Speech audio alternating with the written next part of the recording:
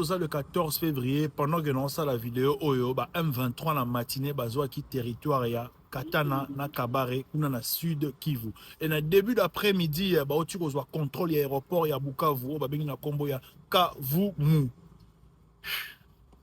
Donc malgré la négociation entre Sanko et CC, Paul Kagame, mais malgré la négociation, tout M23 et continuer que soit le territoire ya mboka na biso. Ba pesi ba raison na bango ba expliquer pourquoi ba le territoire wana. Et ça parce que ils ont représenté danger pour na bango par rapport au territoire au baza qu'on occupait déjà.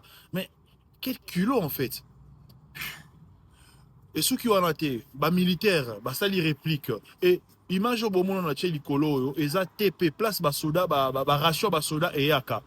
Secteur wana etikali vide bambila tout la mouissi ya zaza population eye ezo pillé image oyo eza cousine nangai mobile nazara médecin militaire au moment où je vous parle azawana na Bukavu game tatinga hutu pa image oyo et cousine nangai heureusement depuis il y a 2 jours aza na Burundi aza même pas kusu na Bukavu wana tala mboka na biso ndekomi donc ba revendre en pété ba ko se déplacer ba kita mboka na ba kina na mboka ba paya.